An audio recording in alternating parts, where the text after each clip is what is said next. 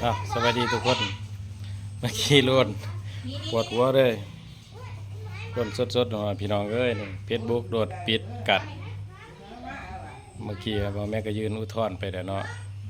ตอนทะเบียนบอกว่าปิดประมาณ180 บาทตอนนี้ยืนอุทธรณ์ไปแล้วหลังจากที่ว่าเขายืนอุทธรณ์ไปแล้วนะ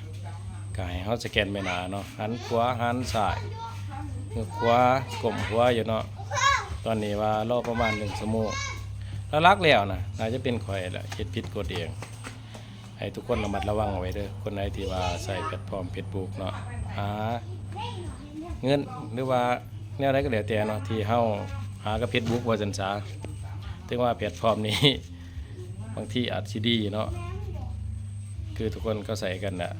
ขายเครื่องของออนไลน์หยังก็แล้วแต่เนาะแต่ถ้าบางทีเฮาเฮ็ดผิดกฎน่ะ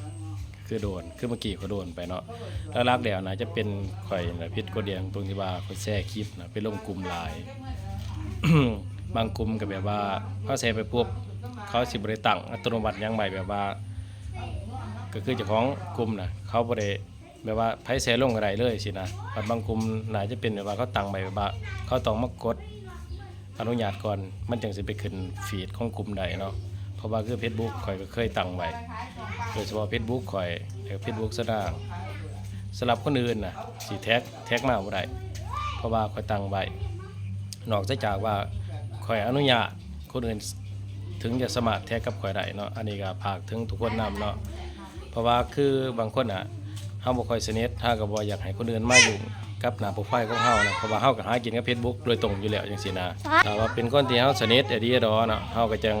ให้เข้ามาเพราะว่าหน้าโปรไฟล์ของเฮาน่ะรักแล้วเนาะเฮาก็ใส่ไว้ทำมาหากินคือกันจังซี่นะก็อันยกตัวอย่างคือแบบหน้าห้านข่อยว่าจังซั่นเขาบ่อยากให้คนอื่นเอาสิ่งของมาตั้งหน้าห้านข่อยจังซี่นะจะมาข่อยโดนไปเมื่อกี้เนาะคือตอนนี้ข่อยก็มาบันทึกคลิปมาเฮือนป้าพี่น้องเอาคอมพิวเตอร์มานำ สิลองมาแก้เบิ่งว่ามันสิได้หรือบ่เนาะลองเบิ่งตกใจแฮงเพราะว่า3 วันก่อนน่ะข่อยก็โดนทางด้าน YouTube น่ะแต่ก่อนก็เคยใส่บัญชีไทยรับเงินเนาะแต่หลังๆมาข่อยมาอยู่บ้านมันก็4 ปีแล้วเดี๋ยวที่นี่บัญชีไทยที่ข่อยเคยรับเงินน่ะก็คือมันหมดอายุก็คือเบิกภูมิว่าซั่นซะเบิกภูมิเบิดอายุเนาะข่อยบ่สามารถที่จะรับเงินได้เนาะข่อยยืนยันตัวตนบ่ได้เพราะว่าข่อยเคยบัญชีไทยใส่ข่อยโดนหักแค่5%ตอนนี้ข่อยเปลี่ยนเอสเซนไทยแล้วมาเอาเอสเซนลาวลงข่อยโดนไปประมาณ 30%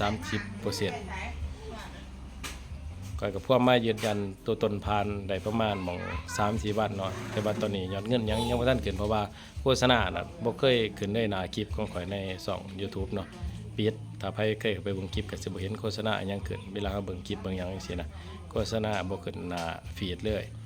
แต่ว่าตอนนี้คือน่าจะขึ้นแล้วเพราะว่าข่อยแก้ได้เนาะแต่ว่าข่อยต้องโดนหัก 30%เอาทุกคนตามนี้ก่อนเนาะถ้าข่อยแก้ได้เนาะเดี๋ยวก็สิมาอัดคลิปบอกเด้อทุกคนเด้อตอนนี้กังวลแฮงดีเพราะว่าคือพี่น้องเห็นเนาะพ่อแม่พี่น้องฝากขายดินขายดอนขายบ้านขายเรือนจังสีในเพจเนาะก็หลายคนเนาะตอนนี้ก็ยังบ่ว่าแม่นสิแก้ได้หรือบ่เด้อทุกคนเอาใจช่วยนะพี่น้อง